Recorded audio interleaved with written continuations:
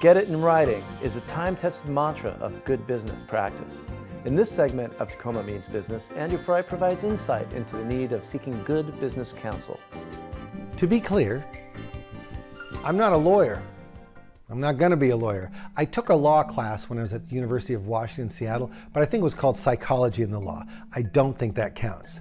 However, one of the things we say all the time in small business is make sure that you get good legal advice.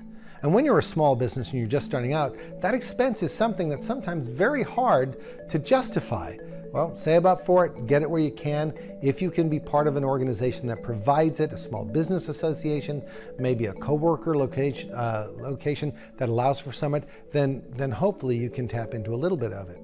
But here are some things that you really need to think about and consider prior to getting legal advice, or when you should get it.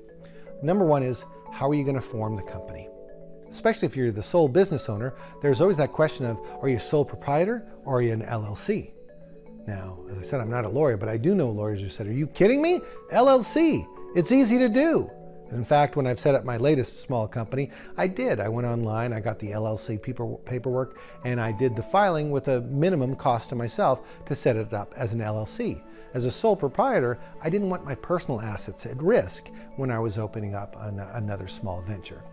So definitely in the formation of the company, see if you can get some legal advice. Next up, any kind of partnership in your company. Whenever you're doing something and you want to give a part of that company to someone else, definitely think about the legal requirements and aspects of it. Don't do any partnerships in your company without a written agreement. Consider the legal ramifications when it comes to anything when you have your own personal assets exposed. Keep in mind, small business owners don't realize when they are still indebted.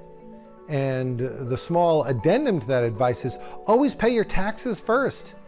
Because on your taxes, they can come after your personal assets if you haven't paid those taxes.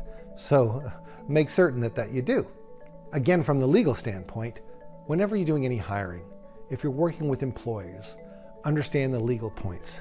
And again, those are the times then when you want to make that decision. Do I need to consult a lawyer? Do I not? But when it comes to employees, you may think that you're off the hook because they're all independent contractors, but there are rules governing independent contractors.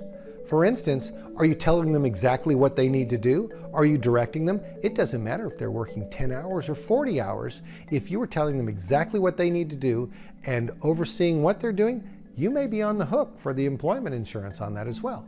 In terms of law and your business, seeking legal advice is an important consideration, but there are those times when you really need to think even deeper. Thanks, Andrew. For more ways on helping grow your business, check out Tacoma's Community and Economic Development Program at tacomameansbusiness.com.